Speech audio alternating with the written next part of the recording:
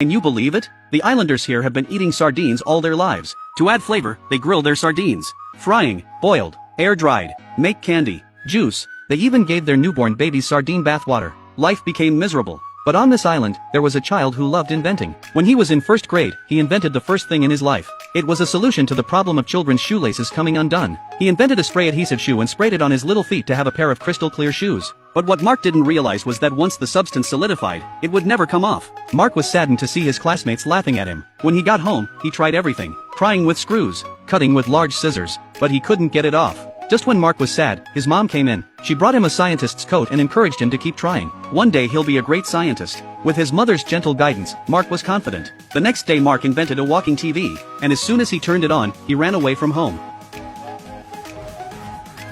Then he invented a hair growth solution. One drop went down.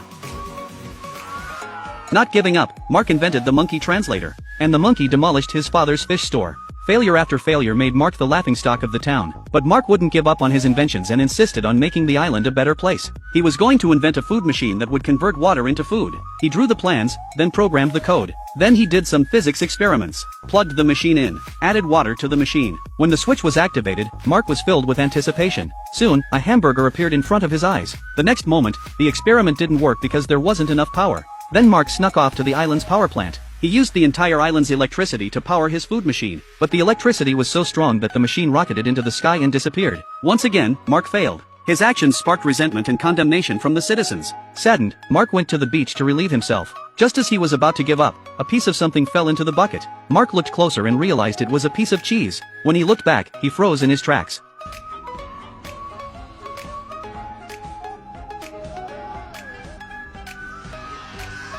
A huge colorful cloud was floating over the island, and it was raining burgers. Citizens were overjoyed to see such a shocking scene. After eating sardines for half their lives, they could finally have a change of taste. At this moment, Mark was finally recognized by everyone. Even the goddess he once had a crush on is treating him differently. But Mark's father was the only one who kept discouraging him, thinking it wasn't a good thing. But Mark didn't think so. He not only enhanced the transmitter, but also made it rain different food every day.